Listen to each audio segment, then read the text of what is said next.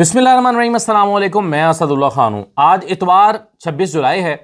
कुछ इंपॉर्टेंट चीज़ें इस व्लॉग में आपके साथ शेयर करते हैं। एक तो आपके इल्म में आ चुका है कि मुजीबुर रहमान शामी साहब, जो कि पाकिस्तान के एक सीनियर तरीन जर्नलिस्ट हैं, उनका और दुनिया टीवी का सफ़र इख्तिताम पजीर हो गया है।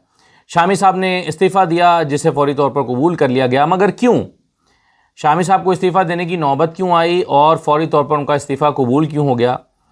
और फिर चलिए, ये तो एक वाक़या है, लेकिन ये एक वाक़या पाकिस्तानी मीडिया के हालात की गम्माज़ी कर रहा है। ये पूरा वाक़या बता रहा है कि पाकिस्तानी मीडिया के क्या हालात हैं और किस तरफ सूरत हाल जा रही है।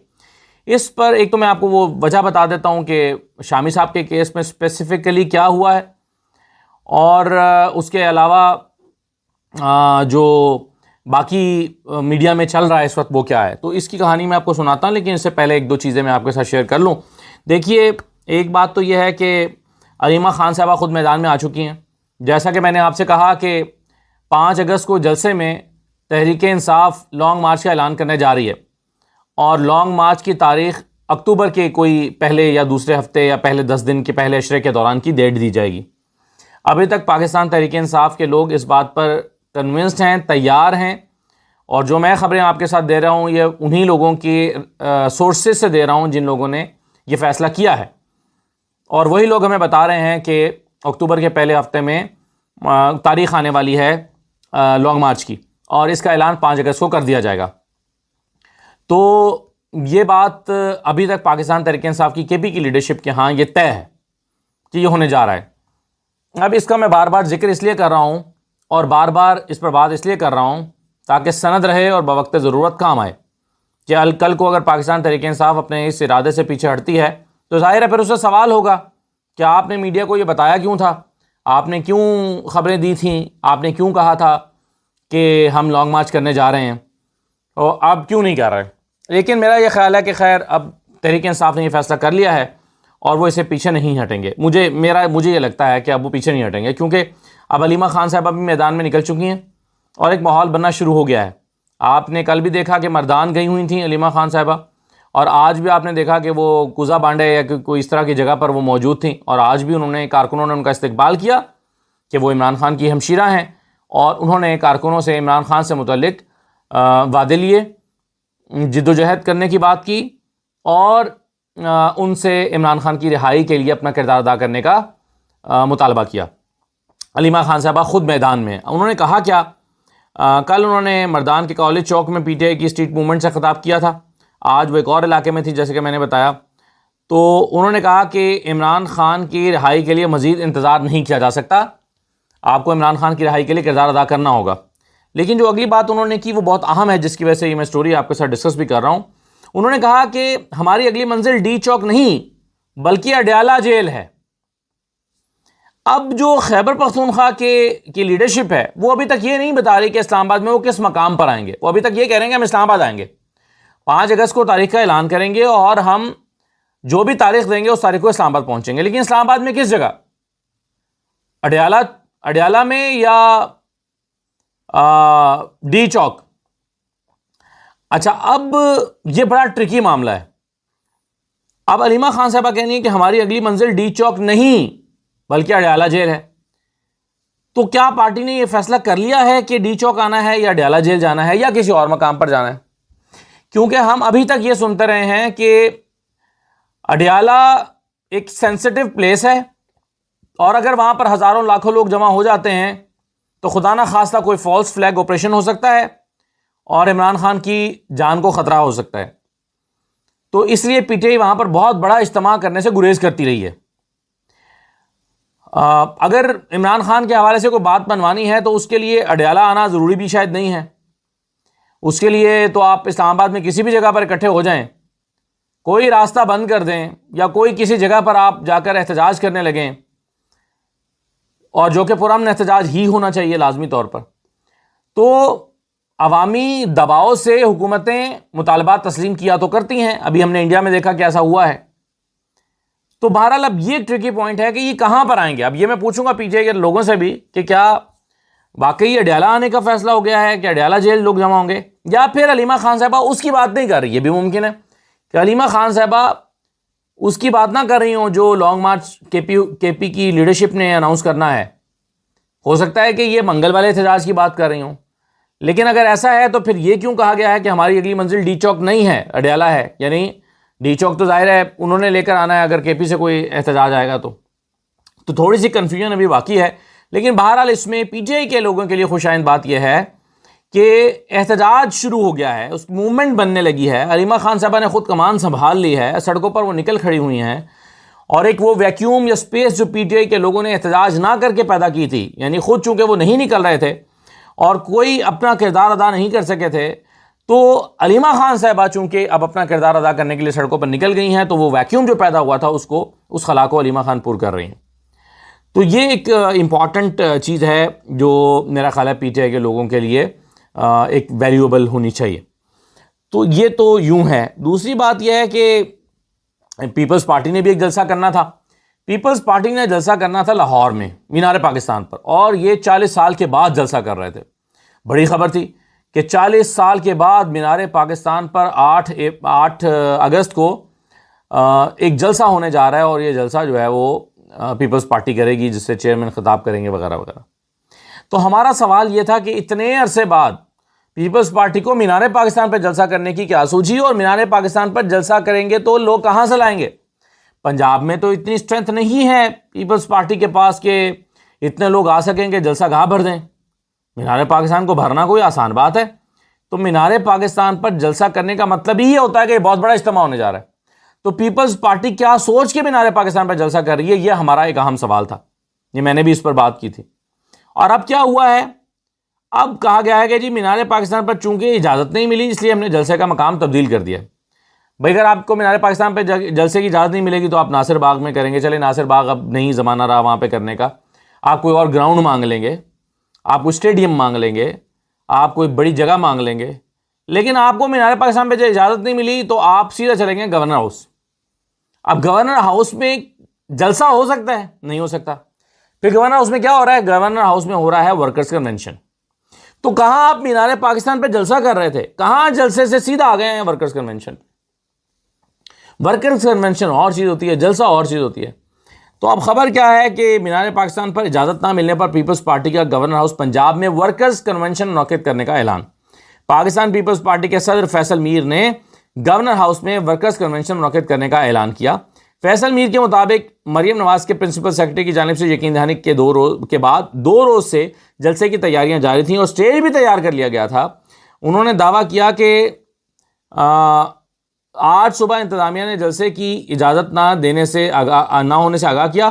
فیصل میر کا کہنا تھا کہ 8 جون کو جلسے کی اجازت کی درخواست دی تھی مگر اس کے باوجود اجازت نہیں ملی. اچھا یہ 8 اگست کو نہیں سوری ہونے جا رہا, میں تاریخ غلط بتا گیا ہوں. 8 جون کو انہوں نے اجازت مانگی تھی جلسے کی, وہ نہیں ملی تو اب یہ ورکرز کنونشن کرنے جا رہے ہیں. تو پیپلز پارٹی اصل میں یہ جلسہ کر نہیں سکتی. لاہور میں لوگ نہیں ہیں ان کے پاس, ورکرز نہیں ہیں, کہاں سے اتنے لوگ لائیں گے کہ آپ مینار پاکستان بھر دیں. اور مینار پاکستان تو کیا کہیں اور بھی جلسہ کرنے کی پوزیشن میں نہیں ہے, اس لیے انہوں نے سیدھا مناسب یہی سمجھا کہ ہم جائیں ایک ورکرز کنونشن کریں, اور اب وہ ورکرز کنونشن کرنے جا رہے ہیں. چیف جسٹس پاکستان جسٹس یحییٰ آفریدی نے کہا ہے کہ ججز انتہائی مشکل حالات میں اہم ذمہ داریاں سر انجام دے رہے ہیں. مشکل حالات کیا؟ یہ نہیں مشکل ہے کہ ان کے پاس جو ہے وہ ان کو دباؤ کا سامنا ہے, یا ان کے پاس بیٹھنے کی جگہ اچھی نہیں ہے, یا کمرے نہیں ہیں. مشکل حالات کیا؟ اس کو ایکسپلین کیا ہے چیف جسٹس صاحب نے خود. وہ کہتے ہیں کہ مضبوط نظام انصاف کی بنیاد صرف قوانین اور اداروں پر نہیں بلکہ ججز کی فلاح و بہبود پر بھی ہے. یعنی ججز کو فلاح و بہبود کا مسئلہ ہے. عدالتی فلاح و بہبود, عدالتی آزادی, ادارہ جاتی دیانتداری اور قانون کی حکمرانی پر عوامی اعتماد کی بنیاد ہے. آزاد, غیر جانبدار اور معیاری انصاف کے لیے ججز کو مضبوط ادارہ جاتی معاونت کی ضرورت پر انہوں نے زور دیا. پیشہ ورانہ ترقی, جدید عدالتی ماحول اور مؤثر انتظامی نظام عدالتی کارکردگی کے لیے ناگزیر ہے. پیشہ ورانہ ترقی, جدید عدالتی ماحول اور مؤثر انتظامی نظام. پھر وہ کہتے ہیں چیف جسٹس کا کہنا تھا کہ ججز کو مضبوط بنانا در حقیقت نظام انصاف کو مضبوط بنانا ہے. ججز کو مضبوط بناؤ. ملک بھر کے ججز کی دیانتداری, عزم اور پیشہ ورانہ خدمات کو خراج تحسین بھی انہوں نے پیش کیا. کرتے جائیے بھائی, آپس میں بیٹھ کے کیا فرق پڑتا ہے. ججز کی دیانتداری کو آپ خراج تحسین پیش کریں, پیشہ ورانہ خدمات کو خراج تحسین پیش کریں. لیکن امپورٹنٹ تو یہ نا کہ عوام بھی خراج تحسین پیش کریں, عوام بھی کہیں کہ کیا بات ہے جی ہماری عدلیہ کی. ایک اگر بندہ بیچارہ جاتا ہے عدالت کے پاس روتا راتا اور اگلے دن ہنستا ہوا واپس آتا ہے کیونکہ اس کو انصاف مل جاتا ہے. بات تو پھر ہو کہ جب عوام تالیاں بجائیں, بات تو پھر ہو کہ جب لوگ نعرے لگائیں اور کہیں کہ جی پاکستان کی عدلیہ کمال ہے, کہیں سے انصاف نہ ملے تو سیدھا جاؤ عدلیہ کے پاس, عدلیہ سے آپ کو انصاف ملے گا. اگر تو یہ نعرہ عوام لگا رہے ہیں تو پھر تو واقعی خراج تحسین پیش کریں. پھر تو واقعی آپ کہیں کہ ججز پر اور انویسٹ کرو, ججز کے لیے اور مراعات لے کر آؤ, ججز کی فلاح و بہبود پر اور کام کرو. لیکن ججز کر کیا رہے ہیں, جوڈیشری کیا کر رہی ہے, یہ مجھ سے زیادہ بہتر آپ جانتے ہیں, مجھے تو ایکسپلین کرنے کی ضرورت بھی نہیں ہے. اچھا جی, میں شامی صاحب کی بات کر رہا تھا, مجیب الرحمان شامی صاحب کی. تو شامی صاحب اور دنیا ٹی وی کی راہیں الگ ہو گئیں, یہ آپ جانتے ہیں. شامی صاحب پاکستان کے, اگر میں یہ کہوں کہ سب سے سینئر صحافی ہیں تو غلط نہیں ہوگا, یعنی بھٹو صاحب کے زمانے سے کر رہے ہیں, اور بھی ہیں ایسا نہیں ہے, سلیم بخاری صاحب بھی سب سے سینئر ہیں, مطلب سینئر ترین لوگوں میں سے ایک ہیں. تو یہ کہا جائے کہ شامی صاحب سینئر ترین چند لوگوں میں سے ایک ہیں تو یہ غلط نہیں ہوگا. لیکن اب میڈیا کے حالات ایسا لگتا ہے کہ خراب ہو گئے ہیں, پاکستانی میڈیا کے معاشی حالات. دیکھیں اس کیس میں اسپیسیفکلی کیا ہوا ہے کہ شامی صاحب کے جو ساتھ کو اینکر ہیں حسن رضا صاحب, جو سلمان حسن صاحب, تو سلمان حسن صاحب کو جو ہے وہ انہوں نے اچانک مجیب الرحمان شامی صاحب سے پوچھے بغیر, ان کے نوٹس میں لائے بغیر 1 مہینے کا نوٹس جاری کر دیا کہ یہ آپ کا آخری مہینہ ہے اور اگلے مہینے آپ فارغ ہیں. تو اب یہ جو شامی صاحب جیسے سینئر آدمی کے ساتھ کام کرنے والے بندے کو ہٹانا ہو اور ان سے پوچھا بھی نہ جائے تو یہ ایک خاموش پیغام ہوتا ہے کہ آپ کی رائے کی ہمارے نزدیک کوئی اہمیت نہیں ہے, ہم بس ہٹا رہے ہیں تو ہٹا رہے ہیں, تو آپ کی بھی اتنی کوئی ویلیو نہیں ہے, آپ کی رائے کی اہمیت نہیں ہے. تو شامی صاحب نے, ظاہر ہے ان کی جگہ کوئی بھی ہوتا, میں بھی ہوتا, تو اس بات کا برا مانا اور انہوں نے ادارے سے کہا کہ اس کی وضاحت کی جائے کہ یہ کیا ہوا ہے, کیوں ہوا ہے, مجھے بتایا جائے. تو 3-4 دن تک شامی صاحب کو ٹال مٹول سے کام لیا جاتا رہا اور مینجمنٹ کا کوئی بھی بندہ آ کر شامی صاحب کے ساتھ نہیں بیٹھا. یہ ایک اور خاموش پیغام تھا. تو اس خاموش پیغام کو شامی صاحب نے سمجھتے ہوئے, قبول کرتے ہوئے استعفیٰ دے دیا, جسے فوری طور پر قبول کر لیا گیا. تو اس کا مطلب یہ ہے کہ شاید پھر مینجمنٹ یہی چاہ رہی تھی کہ شامی صاحب کو نکالنا نہ پڑے, وہ اپنا استعفیٰ خود دے دیں. تو جب کسی کا استعفیٰ چاہیے ہوتا ہے تو پھر یہی ہوتا ہے نا, آپ اسے تنگ کرنے لگتے ہیں, آپ اسے پریشان کرنے لگتے ہیں تاکہ وہ سمجھدار آدمی خود ہی استعفیٰ دے دیتے ہیں. اچھا, اب ہوا کیا ہے, یہ کیا ہو رہا ہے میڈیا میں؟ کچھ چینلز میں کٹ بھی لگ گئے ہیں, ابھی کچھ چینلز میں 3-3 4-4 مہینے تنخواہیں نہیں آ رہی, کچھ چینلز میں جو ہے وہ اور بھی مسائل پیدا ہوئے ہیں. اچھا, اب یہ کیا ہو رہا ہے اس کی اب جو ہمیں نظر آ رہا ہے وہ یہ ہے کہ یہ میڈیا جو ہے, الیکٹرانک میڈیا, ایک ایسی انڈسٹری ہے جس کا مالی بوجھ اس کے اوپر بڑھ گیا ہے اور اس کا جو انکم کا ذریعہ ہے وہ بہت کم ہو گیا. اشتہارات چلتے تھے, مہنگے اشتہارات چلتے تھے, وہ اشتہارات اس طرح سے نہیں مل رہے ہیں, اخراجات بڑھ گئے ہیں اور میڈیا جو ہے وہ اپنا خرچہ خود نہیں اٹھا پا رہا. اور پھر آپ اس میڈیا سے کچھ کہہ بھی نہیں پا رہے. آپ دیکھیں بہت سارے لوگ چینل اس لیے لے کر آئے تھے کہ اس میڈیا کی بنیاد پر اپنے دیگر کاروبار بھی کر سکیں. کئی لوگ اپنا چینل اس لیے لے کر آئے تھے کہ اس سے اداروں پر دباؤ رہتا ہے, ایڈمنسٹریشن پہ دباؤ رہتا ہے, آپ کا کوئی کام رکتا نہیں ہے, آپ کا کاروبار چلتے رہتے ہیں. وہ بھی نہیں ہو رہا, میڈیا کو کوئی فائدہ ہی نہیں رہ گیا مالکان کو. تو انہوں نے شاید سوچا کہ ہمیں مہنگے لاکھوں روپے کے اینکرز رکھنے کا کیا فائدہ ہے, ہمیں پھر سستے اینکر سے کام چلا کر یہ وقت گزارنا چاہیے جب تک کہ حالات بدلنا چاہیں. تو یہ ہم ایک لہر دیکھ رہے ہیں کیونکہ میڈیا ڈسکریڈٹ ہو گیا. میڈیا ہوا کیا ہے بیسیکلی کہ میڈیا نے خود کو ڈسکریڈٹ کر لیا پچھلے کچھ عرصے میں. لوگوں نے چینلز کو دیکھنا چھوڑ دیا, بہت سارے لوگ شفٹ ہو گئے ڈیجیٹل میڈیا کے اوپر. جب لوگ شفٹ ہوئے, ویور شفٹ ہوا, تو ویور کے ساتھ ساتھ جو ہے وہ بزنس بھی شفٹ ہو گیا. اب آپ دیکھیں بہت سارے اشتہارات تو ڈیجیٹل میڈیا کو ملتے ہیں نہ کہ مین اسٹریم میڈیا کو. تو ویور شفٹ ہوا ڈیجیٹل میڈیا پہ تو بزنس بھی ڈیجیٹل میڈیا پہ شفٹ ہوا. اب ویور ڈیجیٹل میڈیا پہ کیوں شفٹ ہوا؟ اس لیے کہ چینلز کی کریڈیبلٹی خراب ہو گئی. لوگوں نے سوچا یہ سچ بات تو کہتے نہیں ہیں, لوگوں نے سوچا ان کے اوپر اتنا دباؤ ہے کہ یہ آزادی سے بات تو کر نہیں سکتے.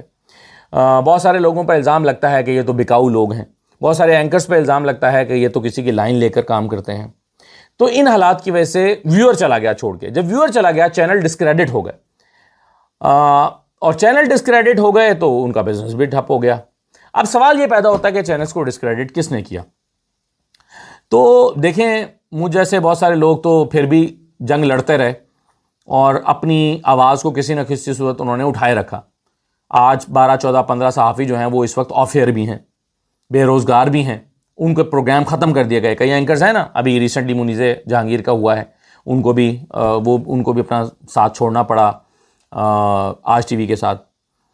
تو دیکھیے کیا ہوا. یہ ہم نے کچھ درمیانی عمر کے اینکرز نے، کچھ نوجوان اینکرز نے تو پھر بھی اپنی جو لڑائی ہے اپنے لیے، اپنی صحافت کے لیے لڑی. بے روزگاریاں بھی سہیں،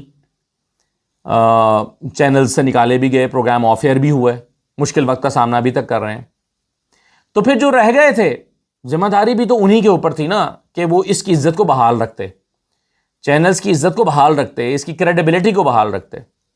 میرا سوال یہ ہے کہ کیا کہیں غلطی ہمارے سینئرز سے ہی تو نہیں ہوئی کہ انہوں نے صحافت کو ڈسکریڈٹ ہوتے دیکھا اور خاموشی اختیار کیے رکھی، یا بعض جگہوں پر وہ اس کی وجہ بھی بن گئے؟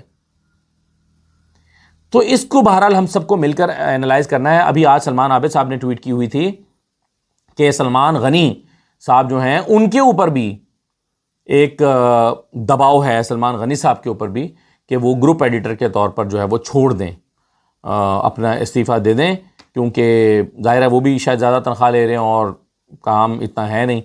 تو اس طرح کی صورتحال میڈیا کا، اب مجھے لگتا ہے کہ میڈیا کے بھی مسائل بجا ہیں کہ ان کے جو ان کا بزنس اتنا نہیں ہو رہا، وہ کہاں سے اتنی لاکھوں روپے کی تنخواہیں ادا کرتے ہیں. لیکن یہ ہمیں سب کو مل کر تلاش کرنا ہے کہ میڈیا اس حال کو کیسے پہنچا، کس کی وجہ سے پہنچا، اور اس کا ذمہ دار ہے کون. کیا ہم خود ہیں؟ ہم صحافی خود ہیں، اینکرز خود ہیں؟ کیوں ہم سے ویور روٹ کے چینل سے چلا گیا اور کہیں اور کوئی کسی اور پلیٹ فارم پہ چلا گیا؟ روٹا کیوں چینل سے؟ ویور کیوں روٹ کیا؟ کس کی وجہ سے روٹ گیا؟ یہ بہرحال ہمیں، میرا خیال ہے، سب کو مل کر سوچنا چاہیے، ورنہ یہ ایک ڈائنگ انڈسٹری ہے. اجازت دیجیے، اللہ حافظ.